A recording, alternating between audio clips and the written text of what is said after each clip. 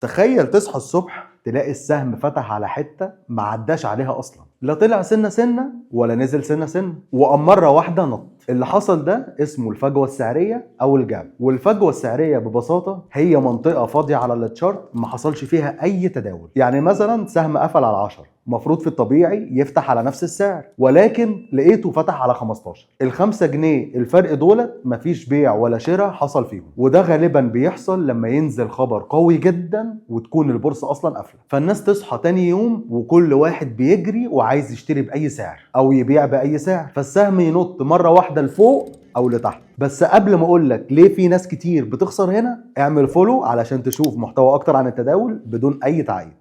وهنا بقى النقطة المهمة، أكبر غلطة ناس كتير جدا بيقعوا فيها إنهم يشوفوا الفجوة ويتعاملوا معاها كأنها حاجة طبيعية جدا، مع إن الفجوة مش دايما جواها نفس الرسالة. في فجوة بتكون علامة قوة وبداية انطلاقة كبيرة، وفي فجوة تانية بتبقى علامة إجهاد وإن الحركة قربت تخلص. يعني مش كل جاب معناها إنك تدخل بسرعة، ومش كل جاب برضو معناها إنك تهرب فورا، وده لأن الفجوة مش مجرد فراغ على التشارت، ده أثر نفسي مباشر لخبر أو حدث خلى السوق يغير تقييمه للسعر بشكل مفاجئ. يعني مش مطلوب منك إنك تشوف الجاب تقوم تجري تاخد قرار، المطلوب منك تعرف الفجوة دي حصلت ليه. هل هي جت بعد اتجاه قوي ولا بعد إرهاق والسعر بعدها بيكمل ولا بيهدى ويرجع؟ في قاعدة بتقول إن الفجوة لازم تتغطى، يعني السعر غالبا هيرجع يغطي المنطقة الفاضية دي، بس خلي بالك دي مش قاعدة ثابتة. يعني في فجوات بتتغطى فعلا، وفي فجوات السوق ممكن ما يرجع لهاش بسرعة او ما يرجع لهاش اصلا. وعلشان كده اخطر حاجة انك تحفظ الجملة دي وتتعامل معاها كأنها قانون، لان السوق ما بيتقريش بجملة واحدة،